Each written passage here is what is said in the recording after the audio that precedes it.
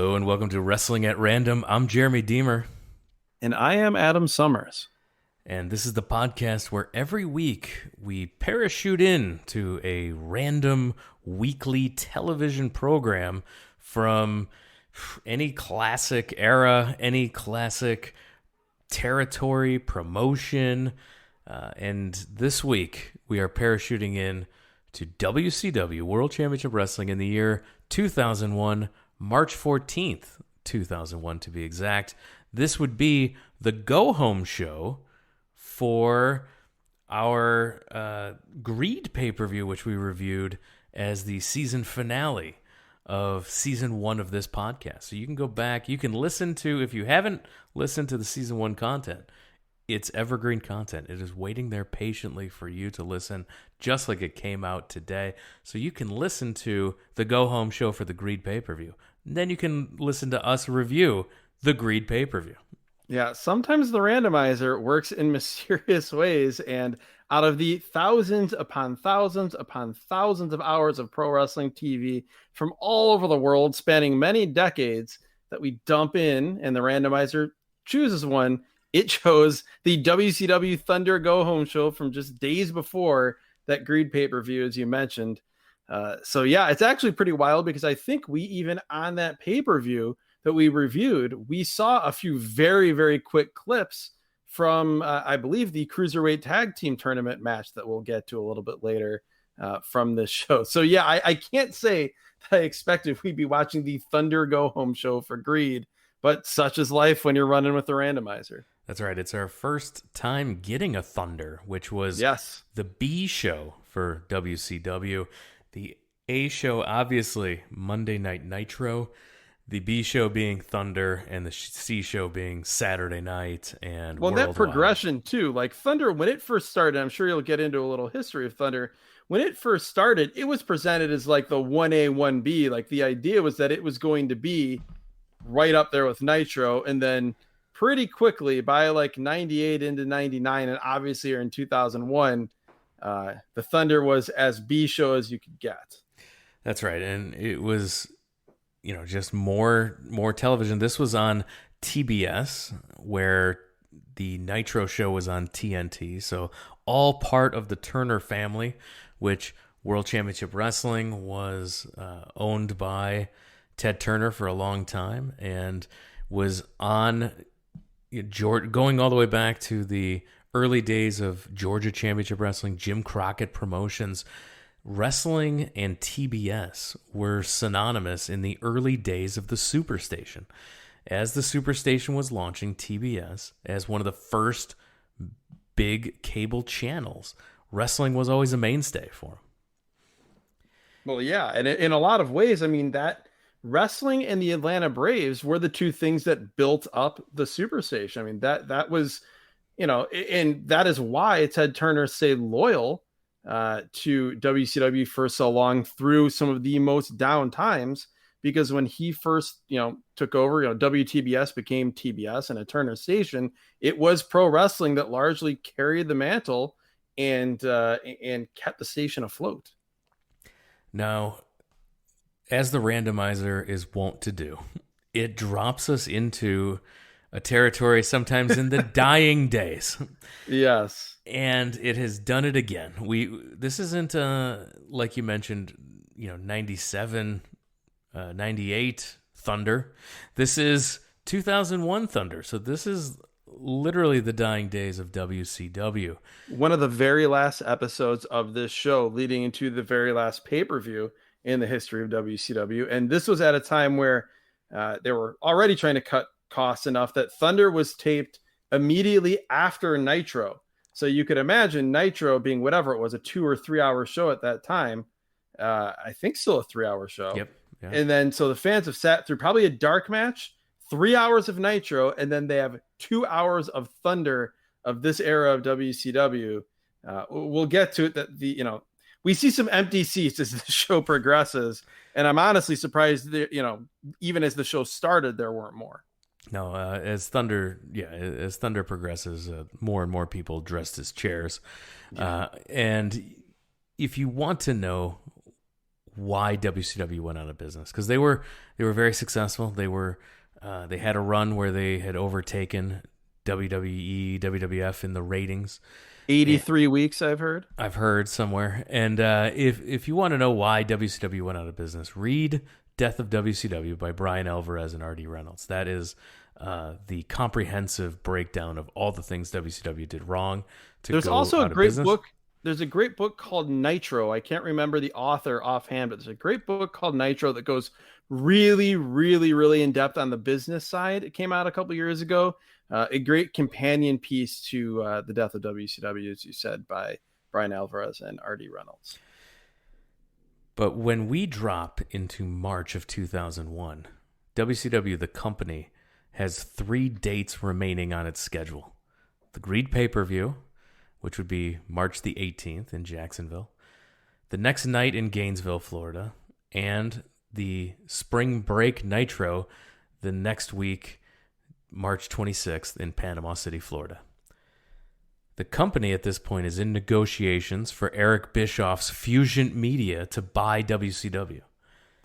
Dave Meltzer of the Wrestling Observer newsletter reports, Fusion originally agreed to a purchase price in the neighborhood of $70 million, but lowered the offer to $50 million based on the January books, which showed another unforeseen downturn in company income. There are estimates that the company at this point is losing anywhere from $5 to $7 million a month. Jeez. And this is a company, keep in mind, that just a few years prior was making millions and millions of dollars of profit a month, was selling out major stadiums, not even for pay-per-views, but for episodes of Monday Nitro. They were flying as high as any pro wrestling company had ever flown in 97 going into 98.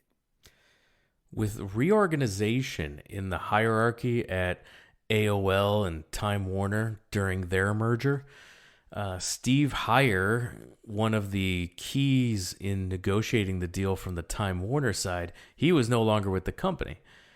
And in his first major act as CEO of Turner Broadcasting, Jamie Kellner, who has always disliked pro wrestling, made the decision to cancel all pro wrestling programming.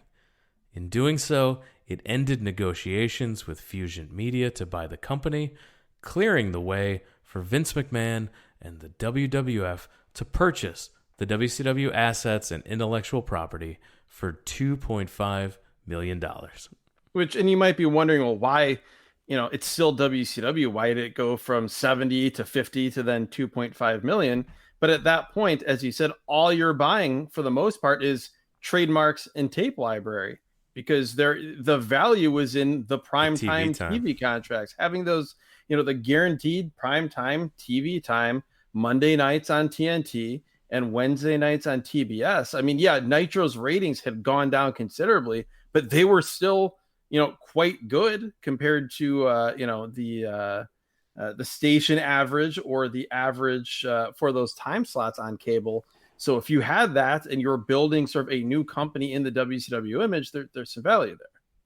Yeah, you're going to replace it with reruns of Law and Order. Yeah, exactly. There was value here, but we open the show with a recap of the top stories.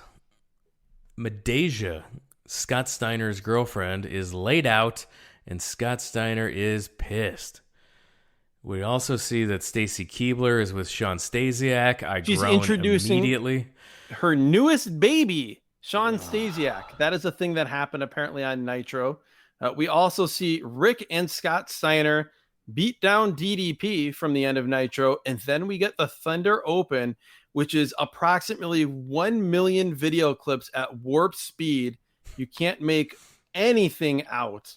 And apparently they thought that was the way to close this deal with Fusion Media. We're off to a hot start. And so under the cloud of uncertainty, we start the show, and the show starts out awesome. We see brackets for the Cruiserweight Tag Team Championship, introducing new belts with 3 shows left on the docket. Good time to introduce new championships. WCW to the very bitter end. So brackets for the Cruiserweight Tag Team Championship Tournament. Elix Skipper and Kid Romeo defeated Air Paris and AJ Styles. Yes, that AJ Styles in the first round. Yeah, and I'm actually disappointed that we did not get, I believe it might have been the following Thunder. Maybe there was, because this wasn't the last Thunder, right? There was one. There was another Thunder, but this was the last Thunder before the pay-per-view, before new champions would be crowned. Yes, because I believe AJ Styles had a match on that next Thunder, and also I believe on the next Thunder, which was the last one ever, Kid Cash had his only WCW appearance ever. The Young Dragons in this tournament defeated Qui-wee and Mike Sanders, the natural team of Qui-wee and Mike Sanders. We'll get to both of them later. They will show up.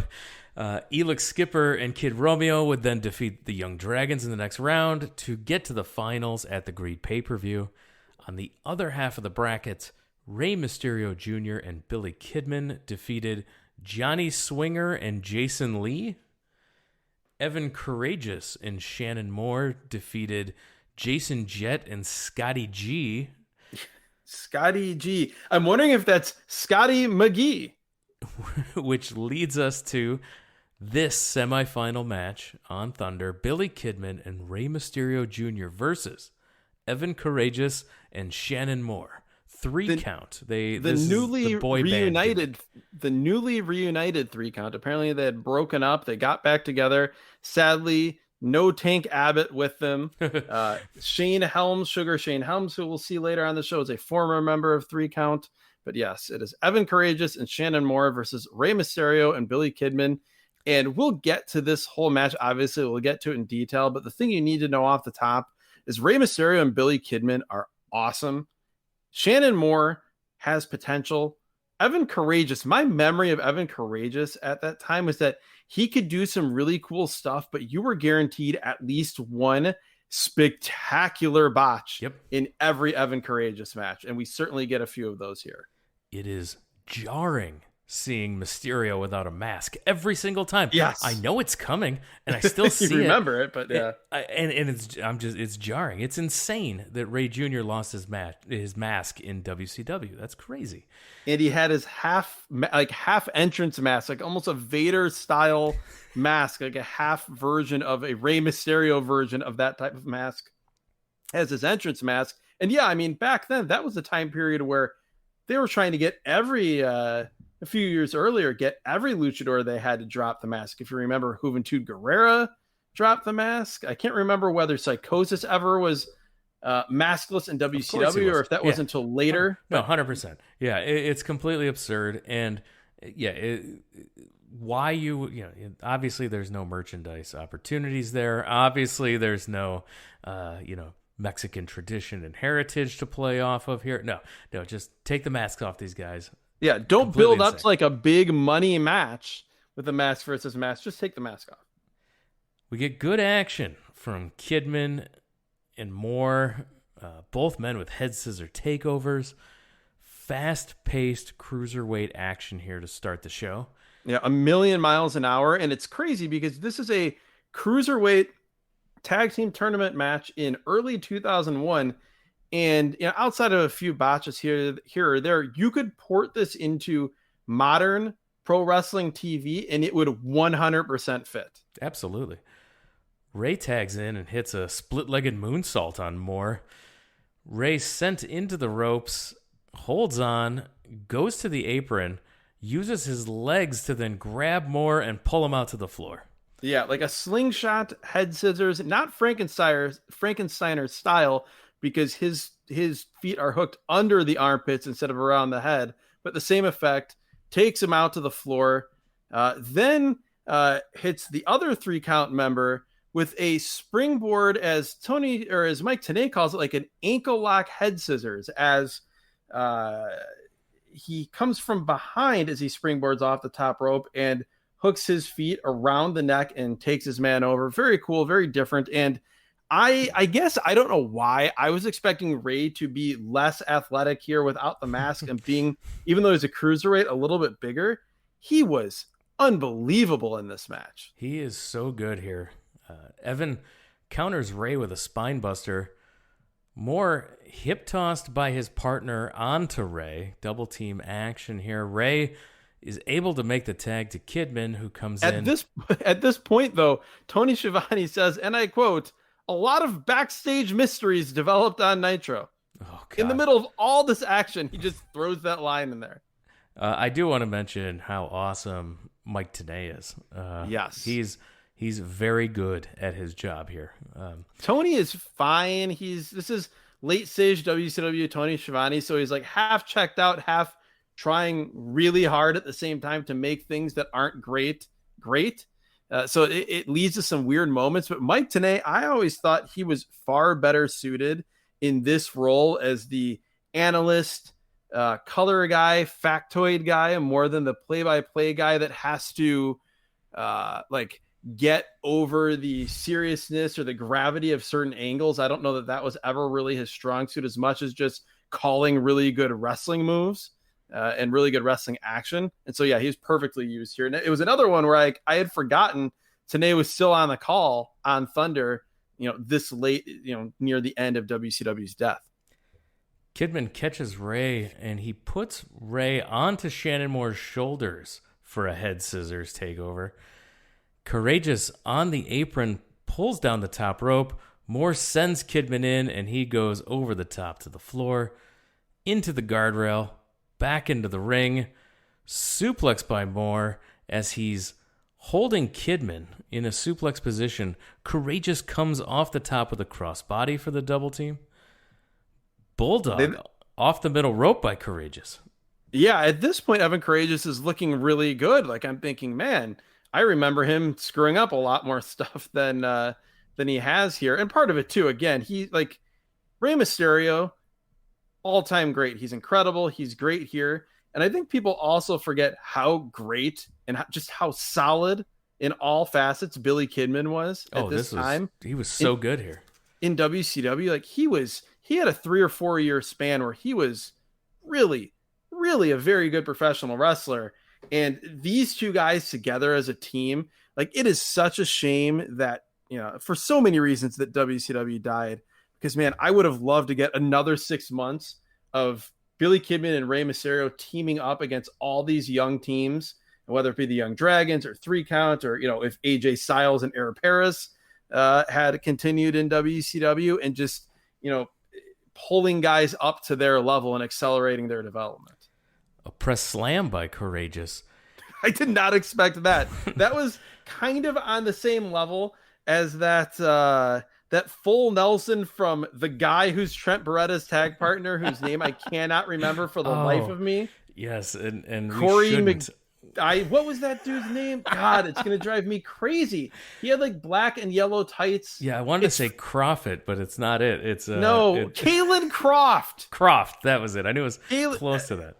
Shades of Kalen Croft, a guy who's 5'8", 160 pounds, locking on a full Nelson to the Hurricane. That was what this felt like here, with Evan Karagias, of all people, busting out a press slam. He tries a springboard from the apron into the ring, but Kidman hits the dropkick in midair. Ray tagged in.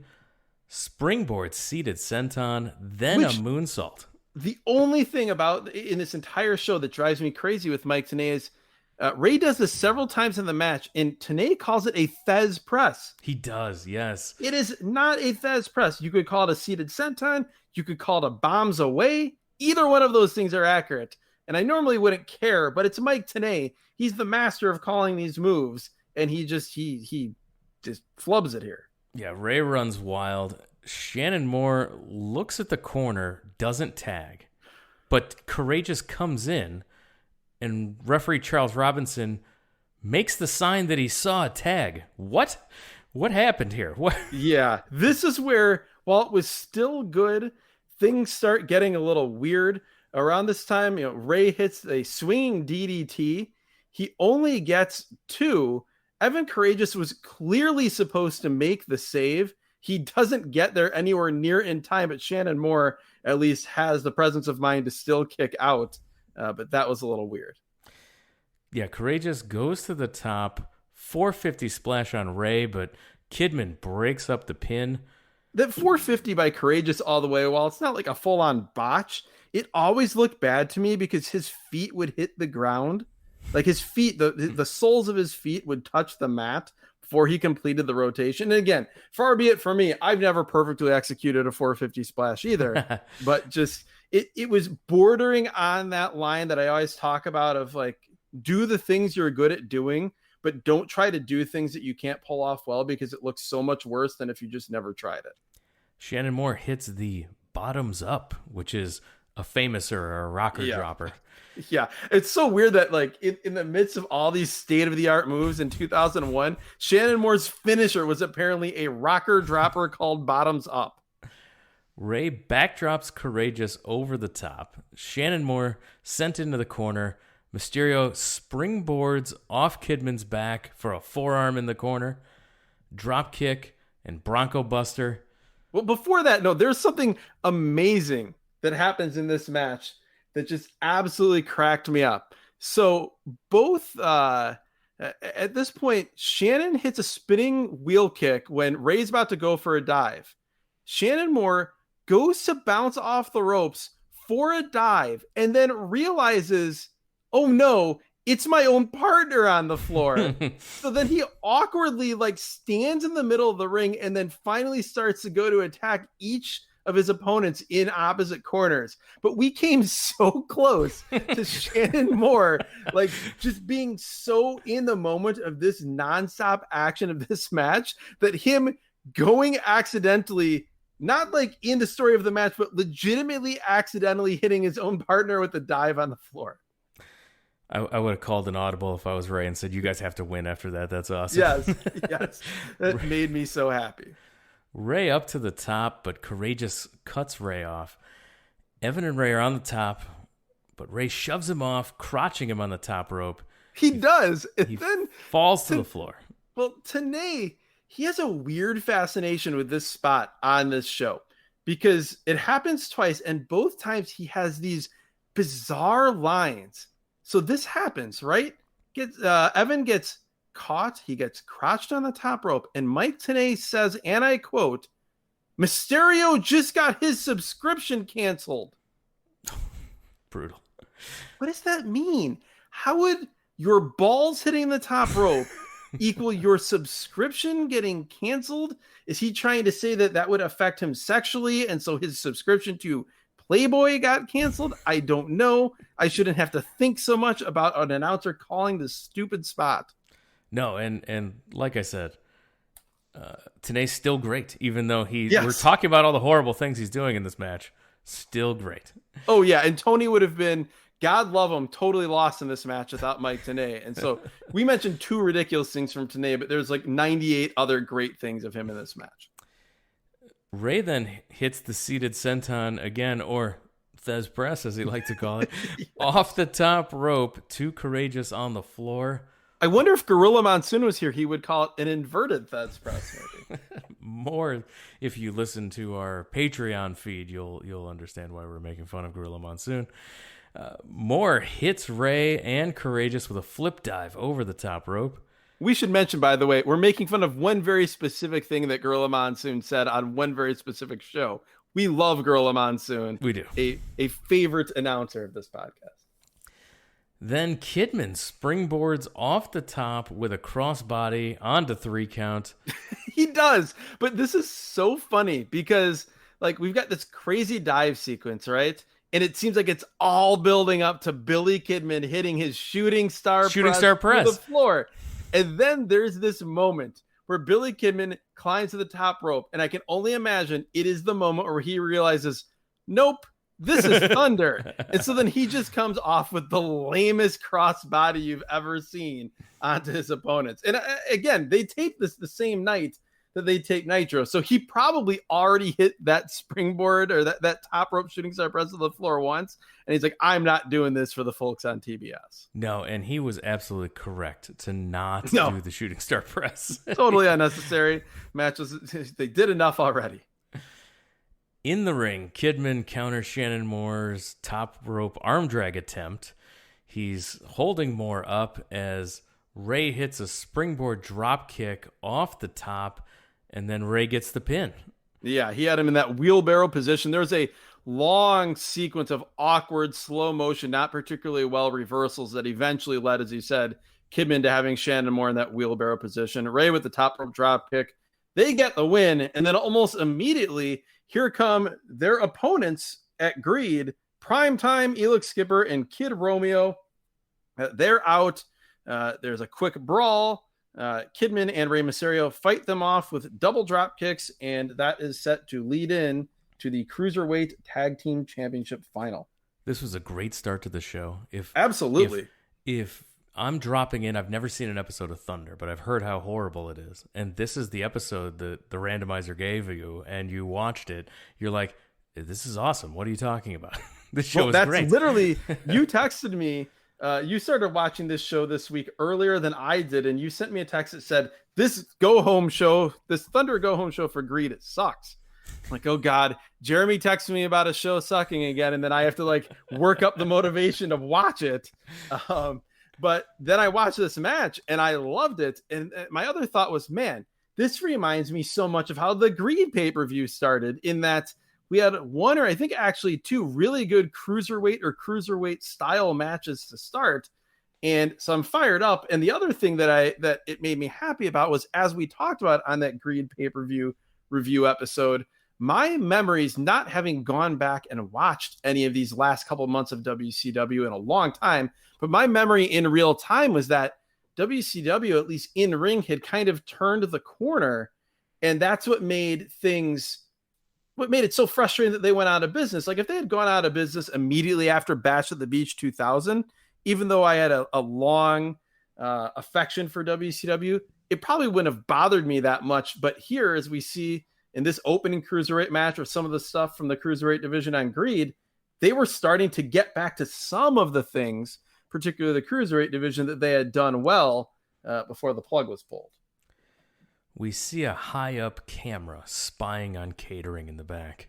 A security camera, which I will note, for these backstage segments, if we're going to have that stuff, which I'm not a fan of, I'm fine with that, because at least there's an explanation for why the camera is there, and the guys don't see the camera right in their face. Unlike that, we talk about it all the time when we review WWF TV shows, the invisible camera backstage when two guys are talking, and there's a camera there, but they don't realize it's there. Boogie Nights.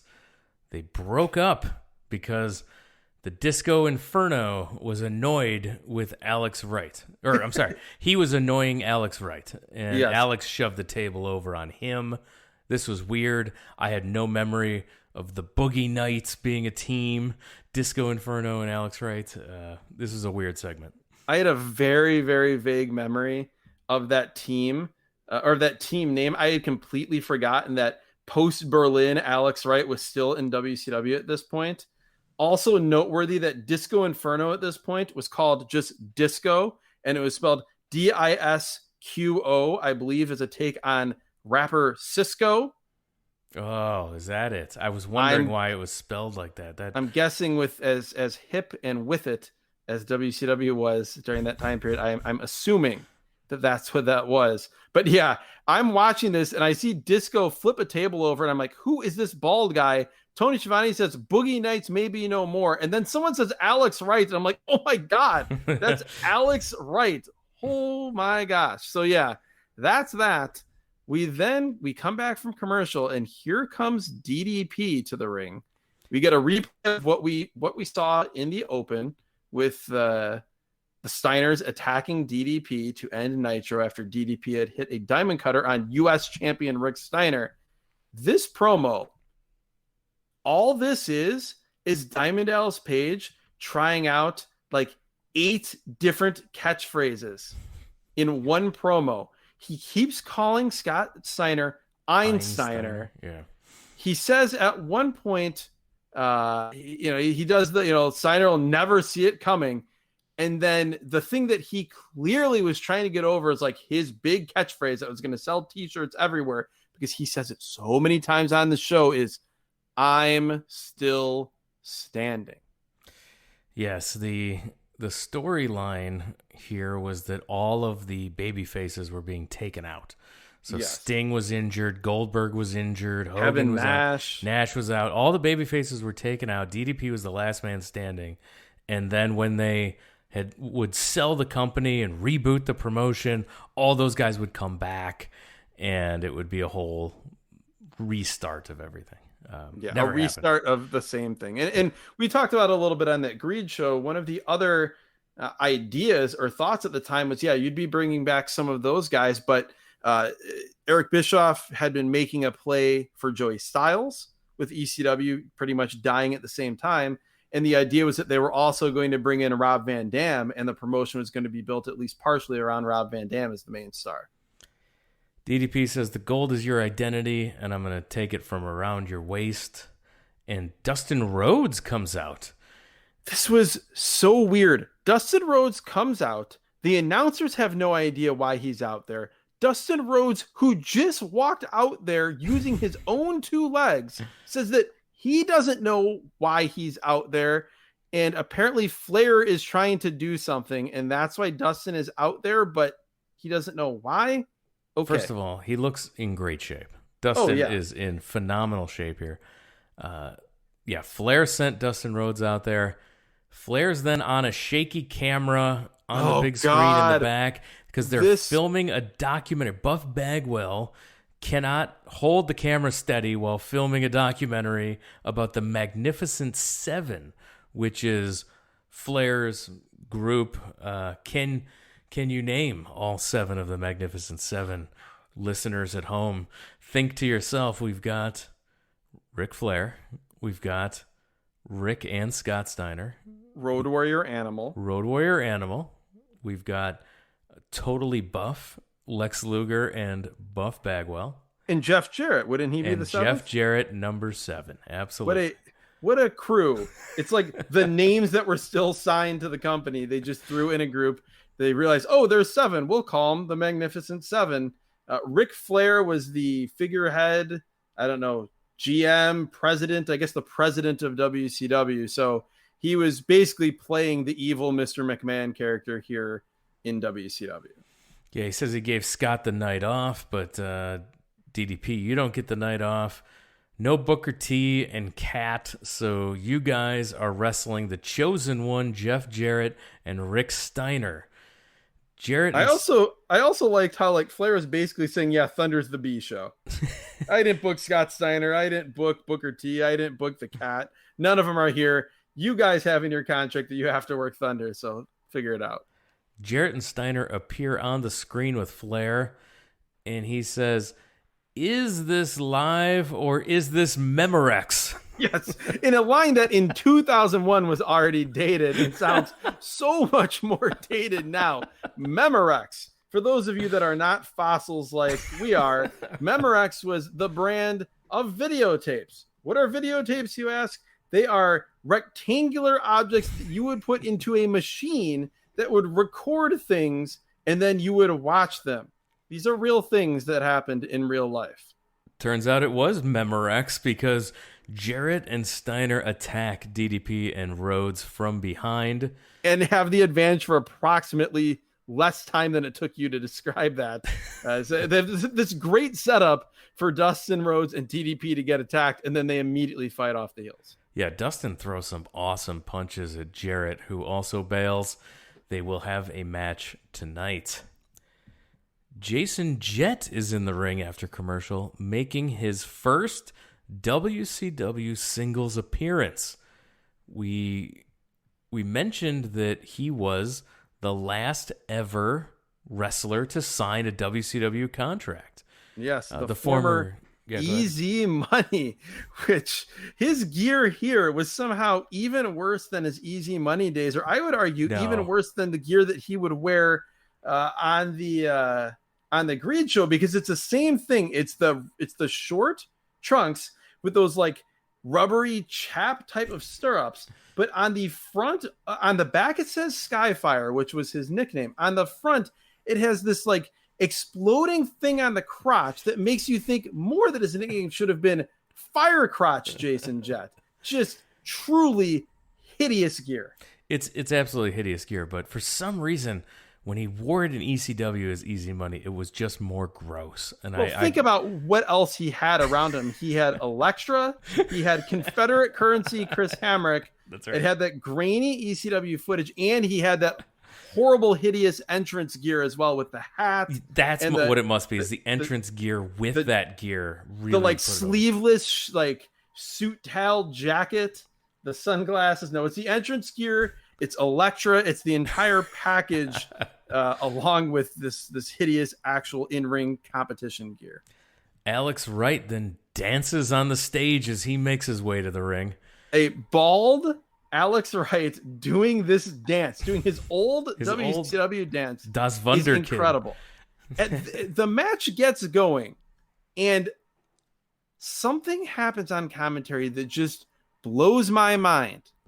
They say here in 2001, looking bald and in nowhere near as good of shape as he was as Alex Wright, Das Wunderkind, that Alex Wright is still in his mid-20s. That was shocking to me, that he's been in WCW this whole time and was still in his 20s. Blown away. It makes sense, because I recall when he debuted in whatever it was, 94 going into 95, that he was still a teenager. Like, he was 18, 19 years old. But the idea that that guy that was like the young heartthrob wrestler with the leather jacket and like the cool haircut and doing the dance and backflipping into the ring here, looking like he had never, seen the sun, with a shaved head and kind of a doughy body and these like generic long black tights, that he was still in his mid-20s. Like, we could get in modern times an Alex Wright comeback and he would be like 20, he'd be like 45 years old. He'd be younger than most of the people holding championships on a WWE show right now. It's crazy. Alex Wright with the advantage early, beating down Jett in the corner. Jett thrown to the other corner, up and over as Wright goes underneath, but then hits Jett with a super kick. Yes. Yeah. Alex Wright, I'm just going to say it right off the bat, just 30 seconds into this, he looked great in the ring. I was expecting him to be a shell of his former self, or I don't know, just not be that good. I thought everything he did, even like the kicks and the chops and just the European uppercuts, he looked so good. Who also looked good is Jason Jett here. Absolutely. He flips around, but gets caught in a power slam. All Alex Wright early. That backdrop driver suplex, that real Saito style back suplex where he clasped the hands at the waistlock and took him over, that was impressive. Absolutely. Jett then with a buckshot lariat, as yes. he calls it, the afterburner. For only two. I was not prepared for this to be just like a regular transitional spot. Well, this is death. He hit it like death, but it was not his finisher. No, he hits it, and he does a standing moonsault for that near fall. Yeah. Wright puts Jett on the top turnbuckle, goes for a superplex, and nails it. A 2 count only. Another arrogant cover by Alex Wright. Wright knocks Jett out to the floor. Hard. He hits it with a running forearm. Jett is on the apron, and Jason Jett, he is trying to get himself a contract here as he takes a Cactus Jack level plunge to the hard floor below. And then Alex does his dance, by the way. Yeah, he takes the opportunity to do his dance. He does the dance, and then he slaps him out on the floor and throws him back into the ring. I love this grizzled, not really old, but seems like it, heel Alex Wright. Snap suplex with a bridge, 2 count. Goes for it again, but Jett rolls him into a small package. I thought that was going to be the finish that near fall got me. Jett off the top, misses something. I don't know what he was going for. Flying body attack, Tony Schiavone would call it. Right to the top rope, but Jett crotches him. Handspring, back elbow, off the ropes. Jett with a great high drop kick.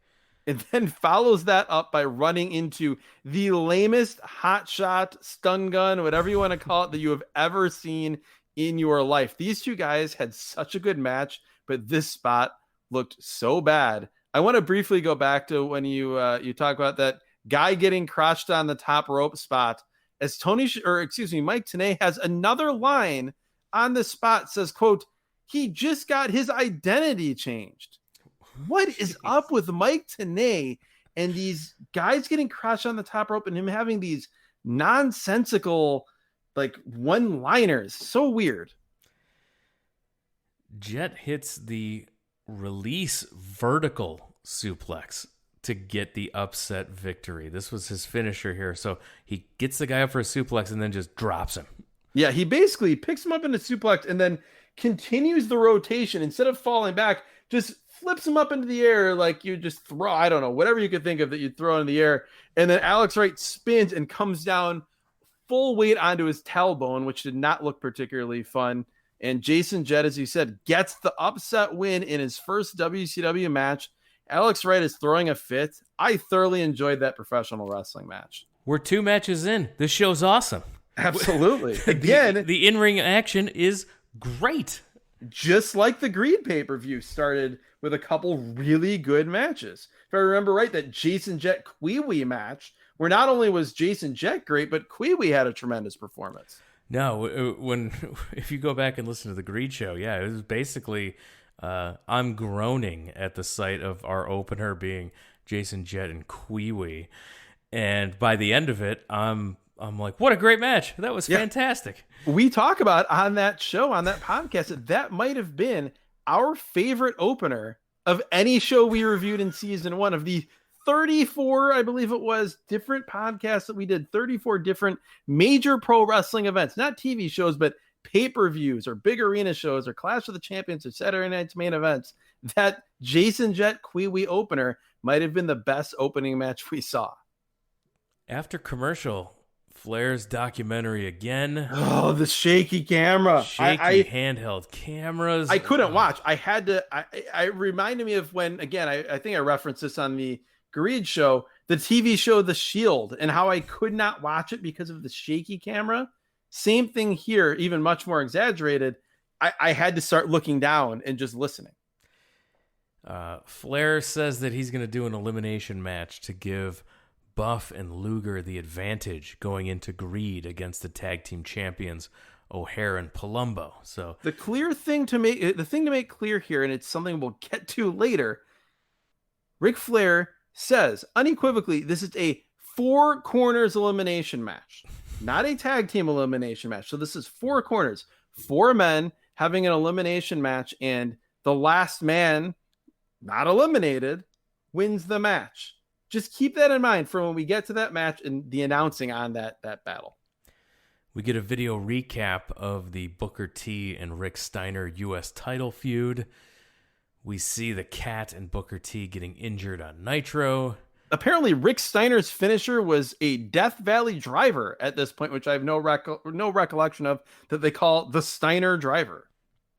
Shawn Stasiak comes out to Mr. Perfect's knockoff music. How dare you knock off Mr. Perfect? So first of all, after we talked about how great and how all-time great the Mr. Perfect entrance music was on that Superstars show. So, yeah, it's on the Mount Rushmore of greatest theme songs. Yes. And you give me a knockoff Mr. Perfect song? How dare you? For Shawn Stasiak, get out of here. It's the reflection of perfection, though. Come on. No, it's a personal attack. This is Shawn awful. Stasiak is so generic. His character is basically trying to split the middle between Mr. Perfect and Ravishing Rick Rude, and he has none of the qualities that made either of those guys compelling. No, he has negative charisma. It's unbelievable. He's just a black hole of charisma. This guy's got nothing. Imagine this. He's out there with early 20s Stacy Keibler, and I want them to get off my screen. Yes. How is that possible? It takes a lot. It takes a lot.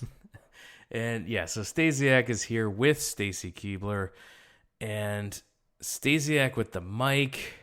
Stacy tells him that he's the mecca of manhood. It's a horrible name for a horrible wrestler that has no charisma.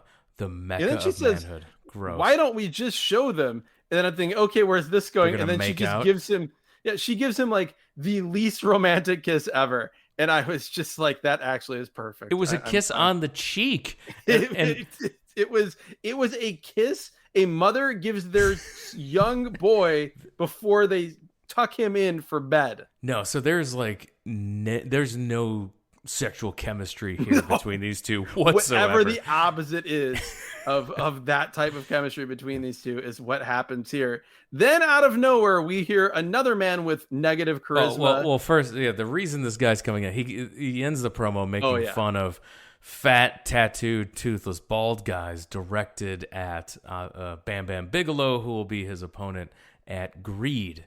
And then, which is still blowing my mind, even months after we reviewed that Greed show, that Bam Bam Bigelow was in WCW in 2001. And some dude named Reno cuts an amateur hour promo. Oh, God. Saying you've got a problem with him then. He's from the East Bam Bam pretty boy. I hear you got a problem with tattooed bald guys. Well, now you really got a problem.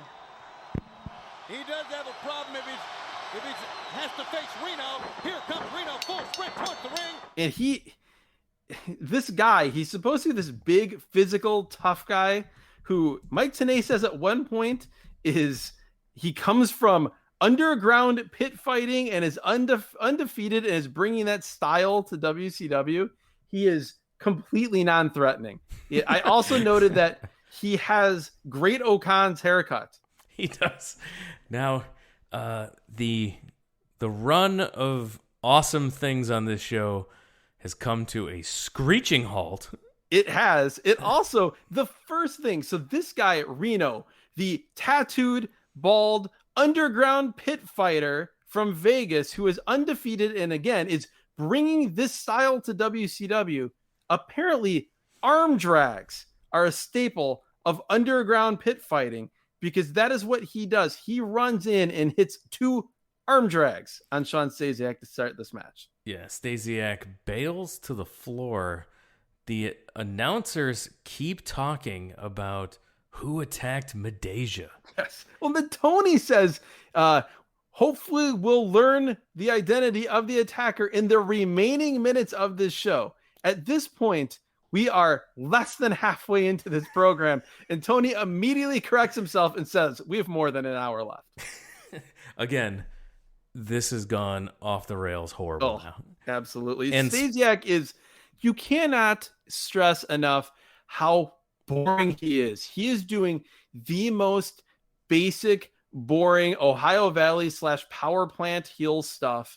And the announcers are trying to say that he's the next big thing. It's one of those like, don't tell me, show me things. And when you have to tell me, you have to push it so hard, all you're doing is actually telling and showing me how not impressive the guy is. Textbook example of that here. I'm gonna do a little spoiler alert here for the folks that hadn't seen the Greed pay-per-view yet. If you want to know who attacked Medeja, because we won't find out on this show. No, in the remaining minutes. No, spoiler alert. Medeja shows up at the Greed pay-per-view with no injuries whatsoever. She's totally fine. Totally fine. All of this TV time results in nothing. In no classic WCW fashion. Exactly. Going out on top. It was, this was just something that they put in on Thunder, I guess, to get us through this hour and a half, 2 hours with commercials of pro wrestling time.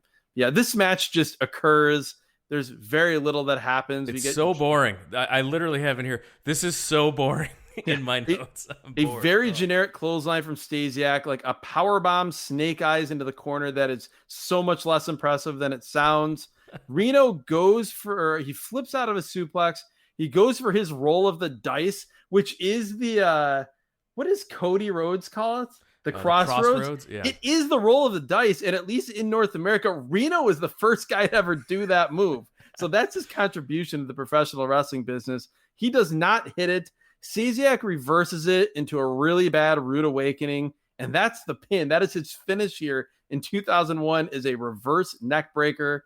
Stasiak, after the match, pulls out his 8x10 glossies, as apparently we talked about on Greed. I guess that was what he did after he beat people.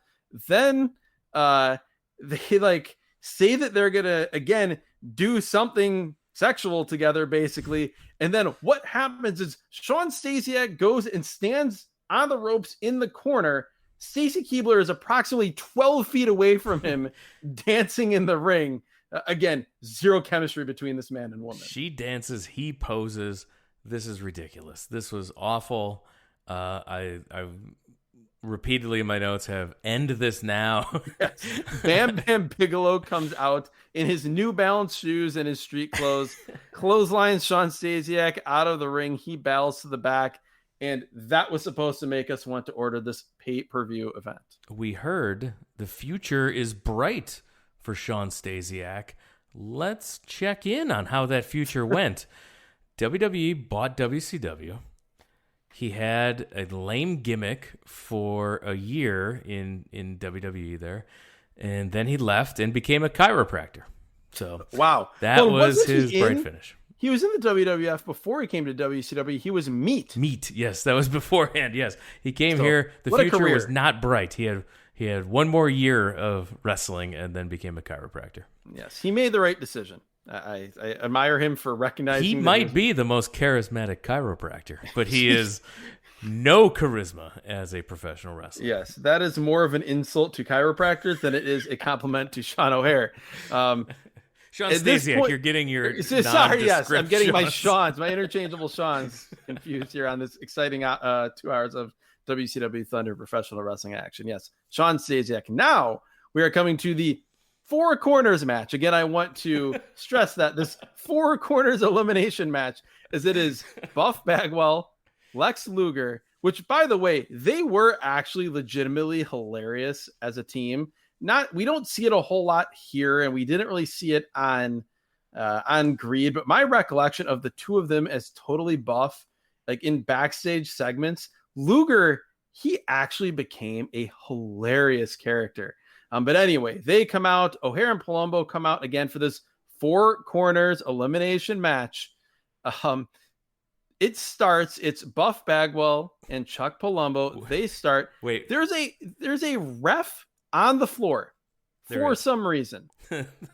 Then, so early on in this match, there must have been a massive botch from Palumbo, because we see a scene that I can only describe as a woman really vibing in the front row for several seconds in the middle of this action, and then it cuts back to the ring, and the wrestlers are like scampering back to their feet. Yeah, Shivani has a hilarious line here where he says, "This is the best card they've had in a long, long time." And it made me howl with laughter. Top to bottom, one of the more exciting cards we've had in a long, long time in WCW is for you this coming Sunday at the GREED pay-per-view, Jacksonville Coliseum, available with your cable or satellite provider around the world. And of course, yeah, again, that is not a compliment of this card. That is an insult to all the other cards in recent months, much like chiropractors and Sean Stasiak. Tony Schiavone then says, this is a direct quote, "You see the referee on the floor. This is an elimination match." And then he gives no explanation as to how those two statements are connected. No. None. So basically they want to get one of the tag champs eliminated so Totally Buff can then double team the other to soften them up for the pay-per-view. That's the goal. That's the goal. That's why Ric Flair made this match. That's why Ric Flair made this Four Corners match. Yep. But Tony clearly took this to mean that this was a tag team elimination match. He says that. He says, as Luger comes in, he says this is a tag team elimination match. So just action continues. O'Haire gets the advantage, hits a spinning elbow to the stomach, a knee lift. Luger counters with an inverted atomic drop, tries to fight off both guys. Then we get like another random crowd shot of women vibing in the crowd. And then O'Haire is just down.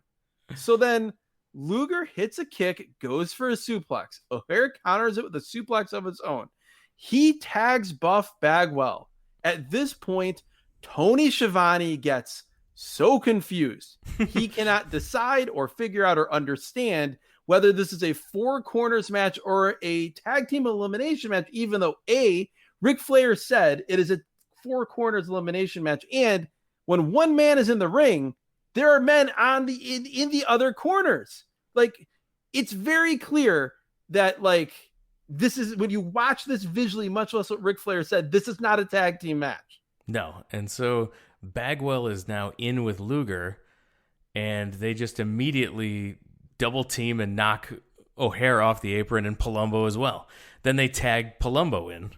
So this very much confuses Tony at this point. Like, how is Lex Luger tagging in Chuck Palumbo? Luger in this match just, so Luger was very upset at this point in all of the jobs that he was doing for the young guys and losing to the young guys a lot. And so he was not Luger, you can make the argument, it's like one of the 3 or 4 biggest names in the company at this point, but he is not being utilized in that way at all. Even though physically he still looks like $1 million. He looks enormous here. Yeah. He had certainly lost a little bit off his fastball. Like we talked about in 1997, Lex Luger was awesome. He was for Lex Luger, he was great.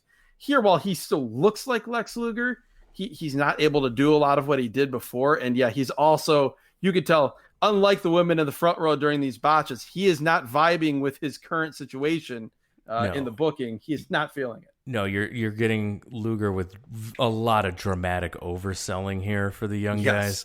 And maybe that's where Shawn Michaels learned that in that classic against Hulk Hogan in WWE years later. Yeah, it's pretty ridiculous.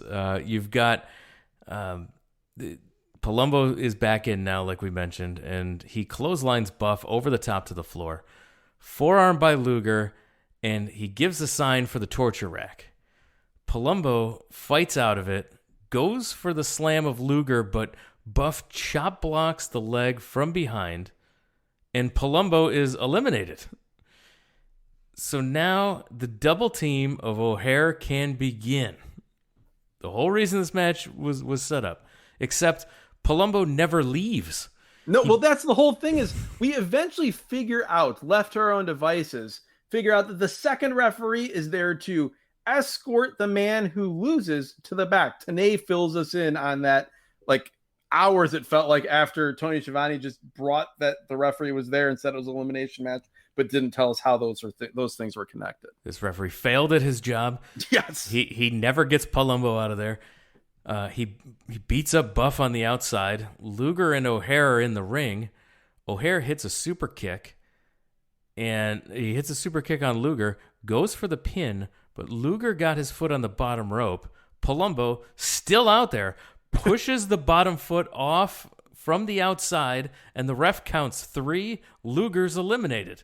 This was so bad, so weird. How did the ref not see that? How did the ref on the floor either not see that and reverse the call, or not have already gotten Chuck Palumbo to the back? This is not like that referee from that WWF show that was not afraid of the snake at all and was telling guys to get back to the ring and deal with the snake. This was not that guy.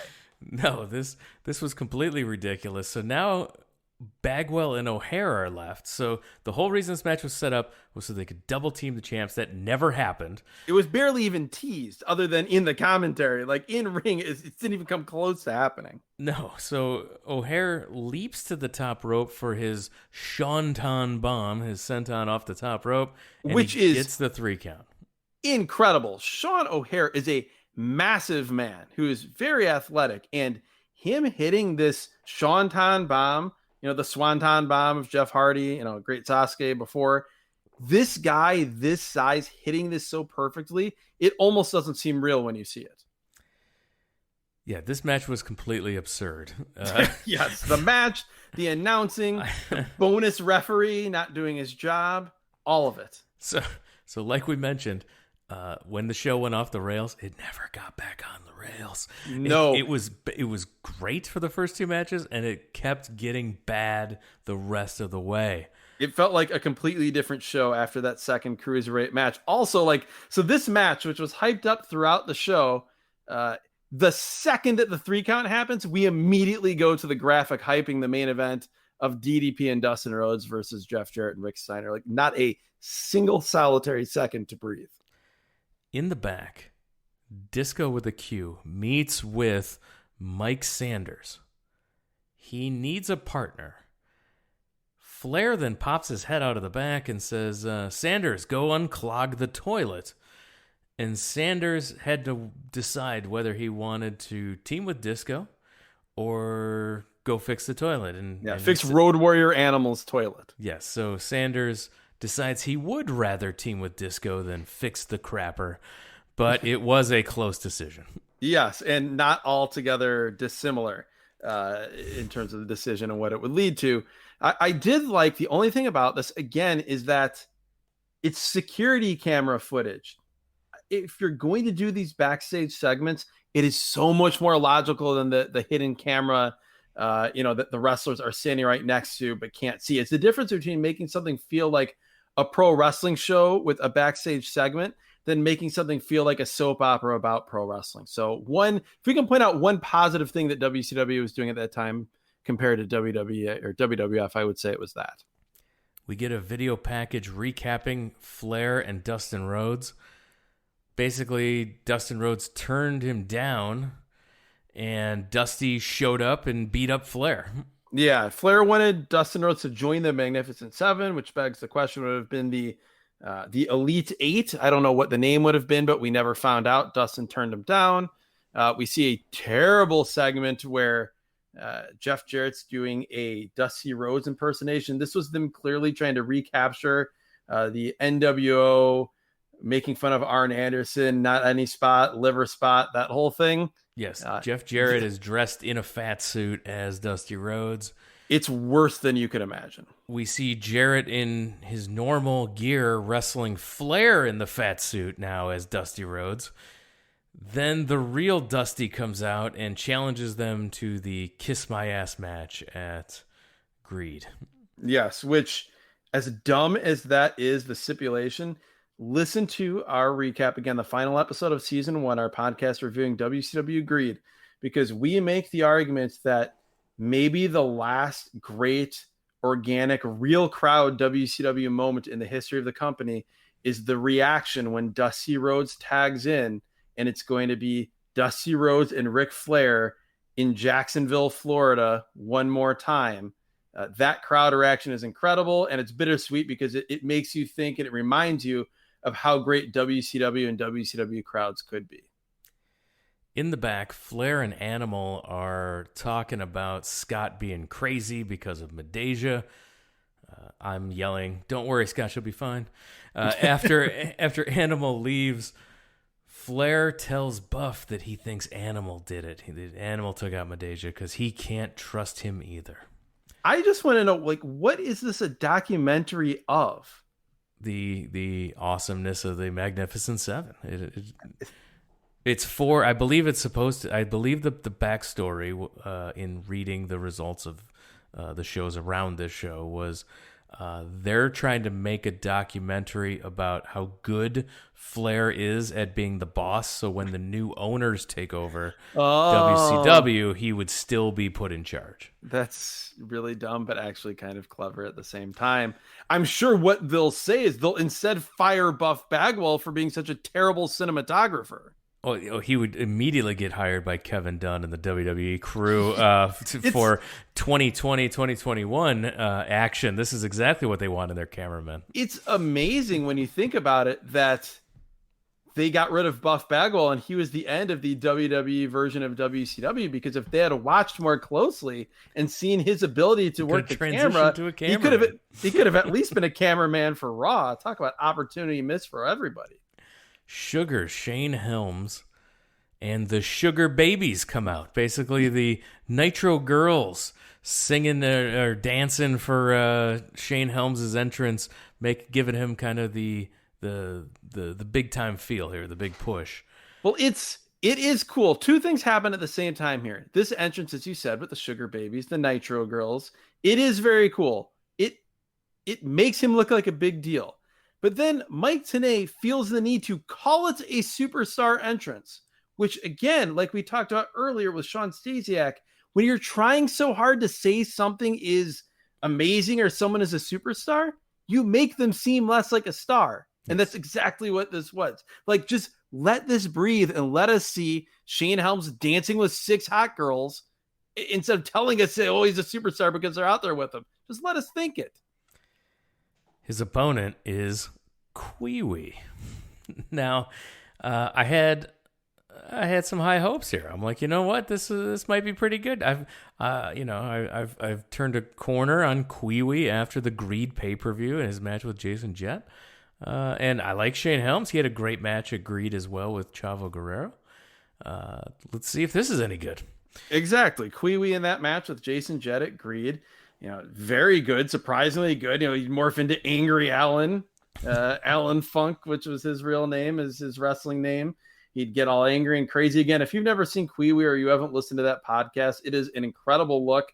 He has like neon, like bright pink hammer pants is the only way I can describe them. Baggy pants. I think that Owen Hart would have been proud of wearing when he teamed with Coco Beware. But here, just the look, the combination of those pants, this very muscle-bound guy, and then the shocked hair sticking straight up, blonde hair from Qui-wee, it is a look. Quick drop toe hold and a roll up to start, leg lariat and a near fall. Qui-wee takes over with just a couple of straight chokes. Yeah, chokes, a stomp. Mike Tenay at this point is trying to connect this to Ric Flair somehow, saying that Chavo lobbied Ric Flair to make Shane Helms wrestle Monday and tonight ahead of their match while Chavo has the night off. But I see no evidence on this show at all that Ric Flair is at all concerned about the Cruiserweight division or is in cahoots with Chavo Guerrero Jr. I don't think that's happening. Kudos to Mike Tenay for trying to connect this Cruiserweight division to the main storylines, but it was a bridge too far. A hair beal by Qui-wee. In a men's match, a hair mare, the first time we've seen that. Taking me back to the Madison Square Garden show we reviewed on the Patreon feed. The show that broke me. By the way, if you want to hear me just completely lose all semblance of professionalism and I just lose it. I lose all control and just laugh uncontrollably at Stacks, really. Stacks. But the culmination of an hour and 50 minutes of 1973 All-Star Wrestling at Madison Square Garden, and that women's match, which would never end, is part of that. You have to go to the Patreon to hear that. But yes, this certainly brought back memories of that. It's worth your $5 right there to go hear Adam break down talking about Stacks. Yeah, go for it. $5 waiting for you right now. We get a crossbody by Shane, but Qui-wee takes him down with a back elbow quickly. There's so much fake crowd noise at this point, and just a ton of empty seats on the hard camera side. Yeah, I sent you a screenshot of this while I'm watching it. I'm like, a lot of people dressed as chairs here. Yeah, something happened. I guess it was just maybe all these video package segments, or maybe it was that horrible 4-way match, the culmination of everything we saw earlier. But yeah, a lot of people left for this one. And it's a shame because while this wasn't as good as the first few Cruiserweight matches, it was still good, solid at least. It was strange that Tony Schiavone said Qui-wee is a top Cruiserweight contender. He's one of the physically biggest guys on the show. Yes, he's massive. I want to weigh in. He's not 6'3", but he is wide. He is jacked to the gills. There's no way this guy is in the same division as Sugar Shane Helms. And this match wasn't in the same league as this match with Jason Jett. No. You get things like Qui-wee with a slam, and then he just walks around the downed Helms, then tries to pin him. It was really weird. Yeah, what this revealed was that Jason Jett, very good, but so was Shane Helms. Like, there's not really a drop-off in opponent. This revealed that, like, Qui-wee just had a really good miracle night. Yes, he did. At Greed. Like, he and Jason Jett had a miracle match because he's exactly the level that I think coming into that Greed show we expect him to be in that match with Jason Jett. That's what he is here against Shane Helms. Yeah, arm drag by Helms and Qui-wee to the floor. Helms, he's pulled out with him, gets thrown into the apron, but slides back into the ring instead and hits a kick from the inside on Qui-wee on the floor. Then hits a great plancha, not springboard style, but just a top rope crossbody from the corner to the floor. Exponentially better than the Kidman crossbody to the floor that we saw earlier. Back inside, Helms to the top again. Another crossbody off the top for another near fall. Qui-wee with a weird Northern Lights suplex attempt for a 2 count. Yeah, first Helms goes for a spinning head scissors and Qui-wee just sit out, face plants him. It's the exact same spot he would do 4 days later with Jason Jett. But then, yeah, he goes for a Northern Lights suplex. It's not particularly good. My pet peeve about announcers calling Northern Lights suplexes when the arm isn't trapped the way Hiroshi Hase would do it drives me crazy. The arm isn't trapped. It's just an overhead suplex. Helms catches him, fireman's carry position, then spins him off, knee to the head on the way down. Then a super kick, which Shivani calls the sugar smack. The sugar smack. His trademark maneuvers. Shane Helms, the sugar smack. You heard it. Vertebraker's coming. Qui-wee in trouble after the sugar smack. The super kick by Sugar Shane. Now he's got him. Now he's going to turn him up. Take him up on his back. And be prepared for the impact. No! Reversed by Qui-wee. Qui-wee got away. And now to the gut. Sugar Shane is stunned. Look at the sunset flip. 1, 2, and... Vertebraker attempt is countered. Then, Qui-wee, oh boy, my favorite spot. Qui-wee with a sunset flip for a near fall. No, that's not what happened. He hits a springboard second rope sunset flip. Oh, if anyone's a longtime listener of this podcast, they know how much I hate variations of a top rope or second rope sunset flip. This wasn't as bad as the Johnny B. Bad version because this is at least more of a counter, but still, you are taking a somersault bump off the second rope, and that is somehow supposed to lead to you getting an advantage on your opponent and potentially pinning him. Go away. I hate that move. Qui-wee to the middle rope, missed a leg drop. Helms goes for the vertebraker again, nails it this time for the pin. Chavo Guerrero Jr., the Cruiserweight champion, attacks him, but Helms fights back. Chavo with his belt on. This is one of the most surreal things I've seen on any show we've reviewed. First off, Chavo comes out and attacks him, but it's not like it's a beatdown. He comes out post-match, and then they're just doing spots. They're doing wrestling moves, like chain wrestling stuff, while Chavo is wearing his belt in this post-match attack. Shane Helms hits the super kick on Chavo. Chavo's on the apron, and Chavo goes comically flying off the apron. The belt goes flying through the air. I loved this. It was so dumb. But so dumb because if you're coming down and if you're gonna bring the belt with you, right? You're gonna wear the belt down. You're bringing it down to be a weapon, which he never takes it off. And it only comes flying off due to the impact of him hitting the ground. The other thing was he could have destroyed that belt, taking the bump on the floor off of that super kick. And we can't say WCW isn't worried about cruiserweight belts at the end of the line, because they're creating cruiserweight tag team championships. So obviously the physical belts were still important to them. It was so dumb, but I loved just seeing Chavo Guerrero doing wrestling moves wearing the belt. Disco Inferno, speaking of dumb, just called Disco, like you mentioned, DISQO. Wearing like a European soccer jersey and coming out to what sounded exactly like Alex Wright's music. And his partner is above average Mike Sanders. And they come out. Their opponents are Conan and Hugh Morris.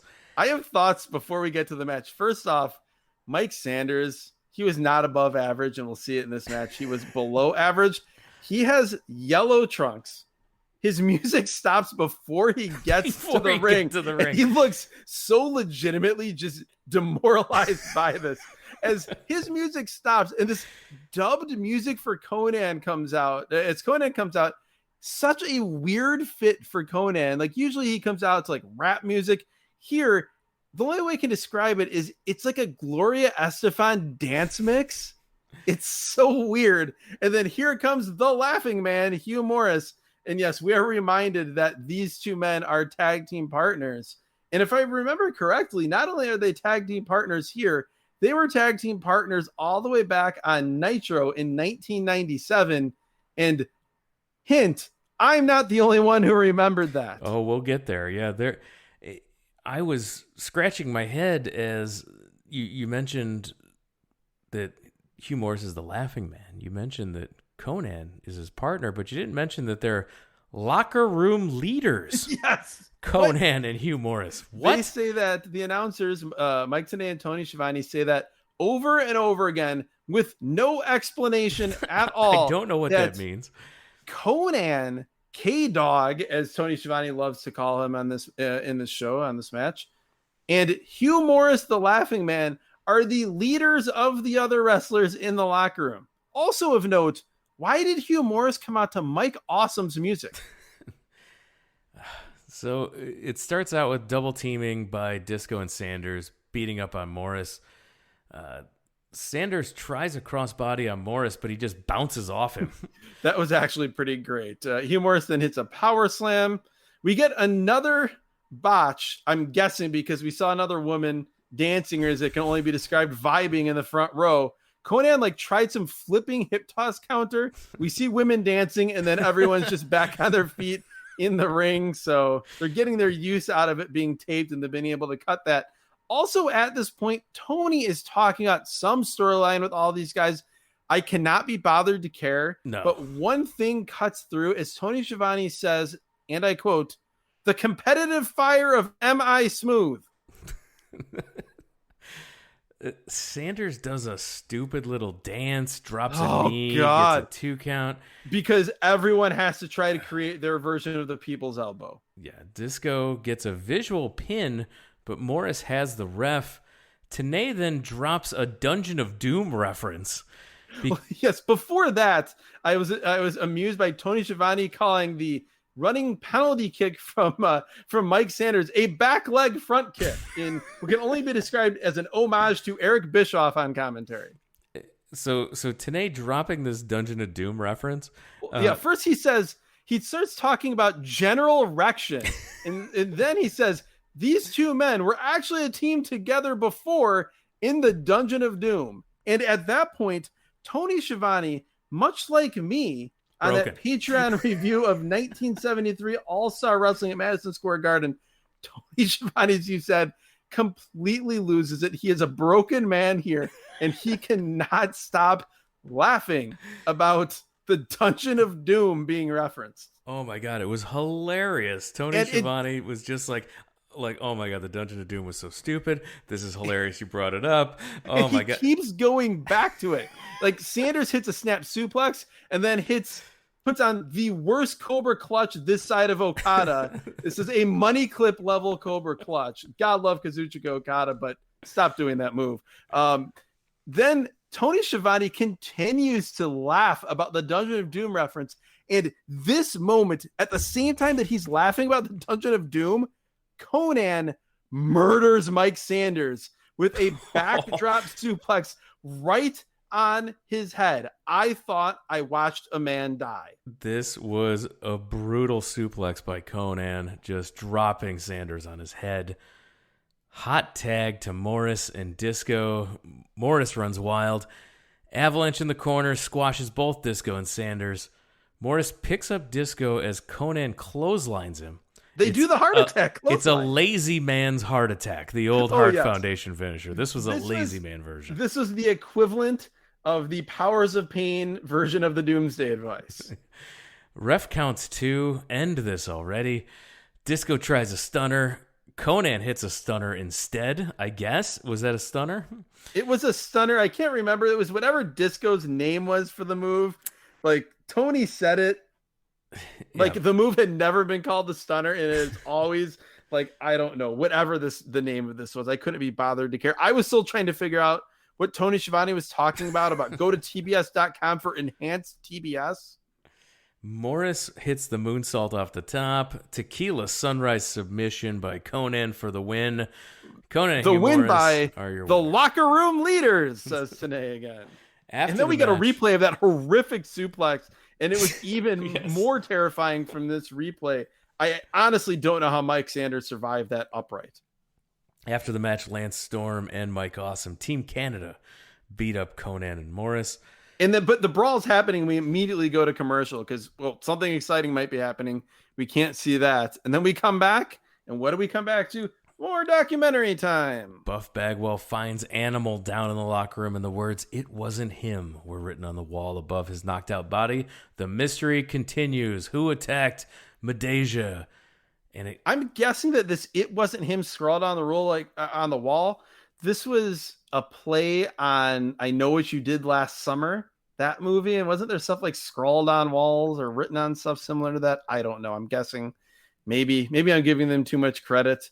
We then have a video package for Scott Steiner versus DDP. This one has a narrator. The most noteworthy thing about this is DDP tries yet another catchphrase as he says, quote, "Scott Steiner is going to Bangtown." "You are going to Bangtown," he says. Which that sounds more like something Scott Steiner would say about himself while Totally flanked does. by two of his freaks. Totally does. All right, Jeff Jarrett comes out. He gets pyro. He's got the word "slap nuts" on his guitar. Did that ever catch on? Was that a catchphrase that caught on at all? I mean, it caught on in that he said it. Did it catch on with people or sell a single T-shirt? No. No. So it's like Mean Girls. Stop trying to make fetch a thing. Stop trying to make slap nuts a thing. He never will. Rick. We also, I note that here comes Rick Steiner, and they're still using that awesome early 90s U.S. title belt. They are. That made me happier than anything else on this show. Their opponents, Dustin Rhodes and DDP. We've got some weak pyro for DDP compared to Jeff Jarrett's entrance. Oh, yeah. Not the chosen one when it comes to the pyrotechnics. No. Steiner and DDP start out. With Nick Patrick reffing, apparently, after a long layoff working in the office, they say. Steiner bails immediately to the floor before any lockup or anything. DDP surprisingly walks over and does a slingshot crossbody over the top rope to the floor on Steiner. Yeah, I did not see that coming. No, DDP hit a pescado. DDP had his working boots on. That's the one thing you can never take away from him, was that of all the other stars that were floating in and out of WCW at the end, DDP never stopped working hard. And he hits that. He hits 2 top rope clotheslines in this match. He's working hard.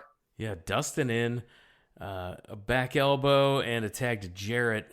Dustin hits the dusty punches on Jarrett. Flip-flop fly elbow. DDP comes back in. Steiner tries to hit DDP from the outside. He didn't care, but the distraction lets Jarrett take over. Steiner and Jarrett are such a weird team. Rick Steiner and Jeff Jarrett tagging in and out. I don't know why, but it just doesn't seem real. And not because it's a dream team, but it just doesn't seem like they should exist in the same wrestling universe. So Steiner's in. He hits a clothesline. And then he slaps his own hand to make the tag sound. And Jarrett comes in without tagging. It always makes me laugh when a heel team cheats for absolutely no reason. Yes. They could easily make the tag here. But they choose not to, just to break the rules for no reason. So yeah, just being who they are. They can't be any other way. It's also very funny when the ref doesn't allow the tag on one side from the baby faces because he doesn't see the tag, but then on the other side, all he needs from evidence is his ears. Yeah. Steiner cuts Dustin Rhodes off so Page can't make the tag. Loud DDP chants. DDP makes his own comeback on Jarrett, but Jarrett takes him down with a clothesline out of the corner. Jawbreaker by Page, but he still can't tag Dustin in. Long heat on DDP. It might sound like we're rushing through this, but honestly, that matches the cadence of this match.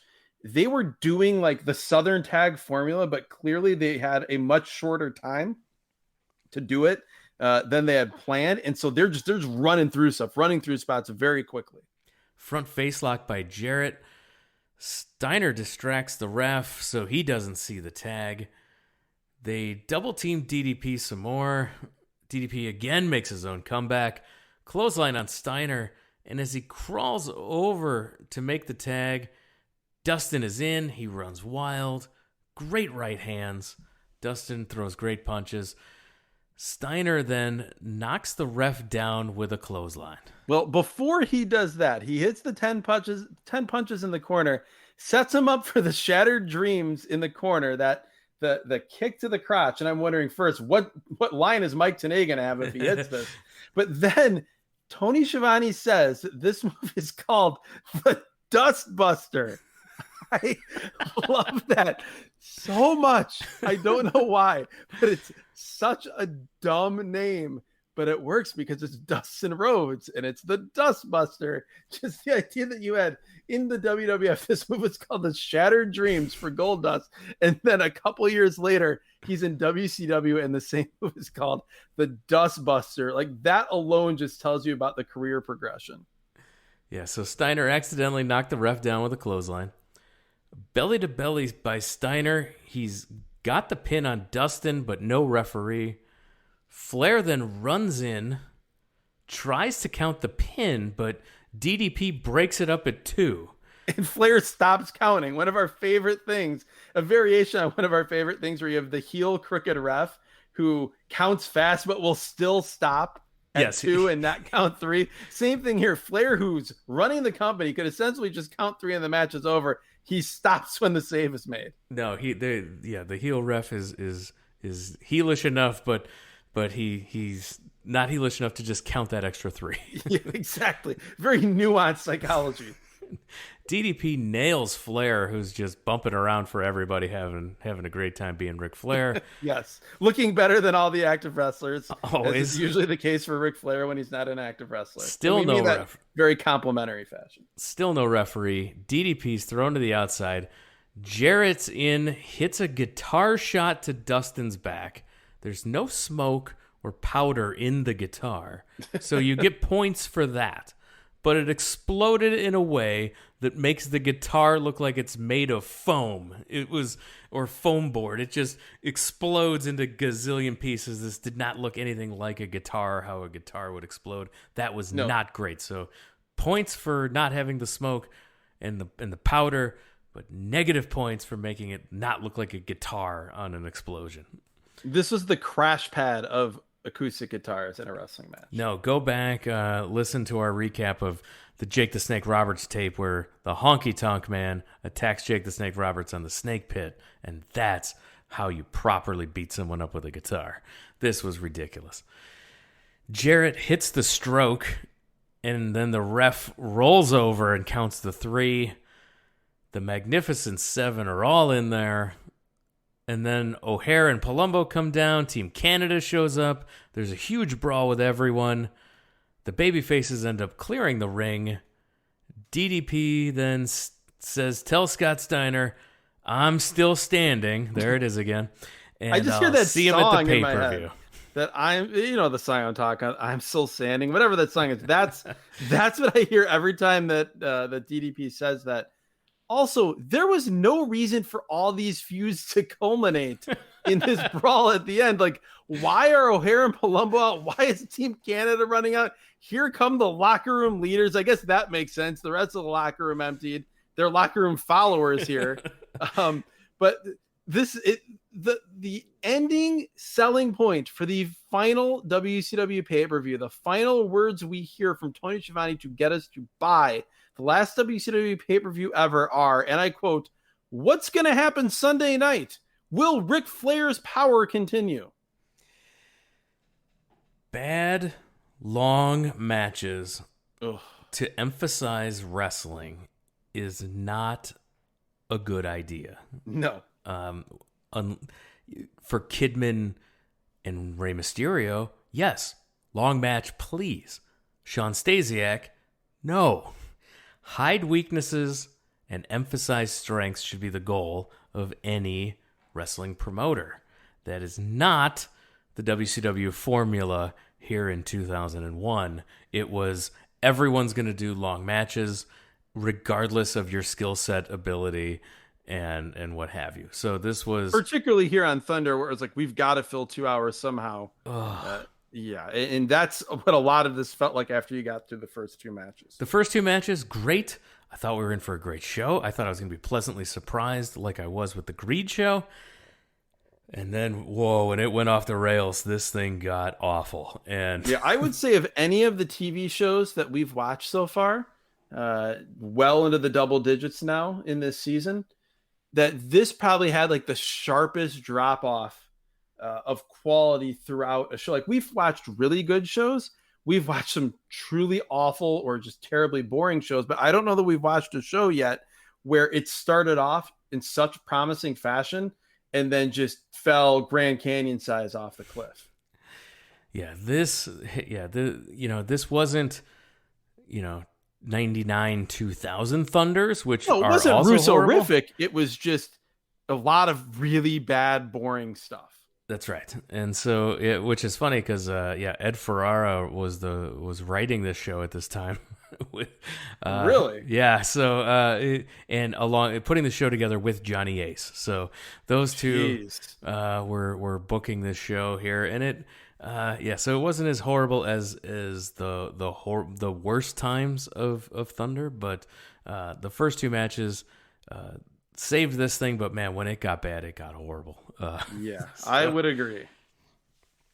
Best thing on the show, I would say the opener. I mean, both of the first two matches. Yeah. But I would say particularly just Rey Mysterio and Billy Kidman just almost seeming like they didn't belong on this show, because even like the other good guys or good matches, there were still some like really green spots, but Kidman and Rey were great and so polished compared to almost everybody else on this show.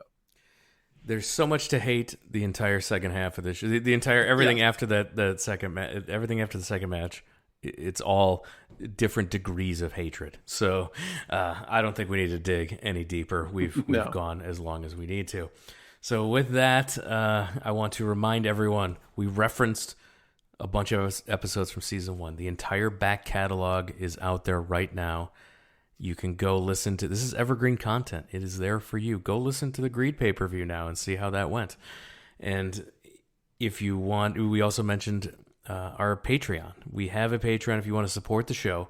The reason we can bring you this show every single week on the free feed is because we have patrons supporting us on the Patreon site, where they're getting bonus content every single Thursday. So, every week we have a separate episode that you cannot get anywhere else but on the Patreon feed.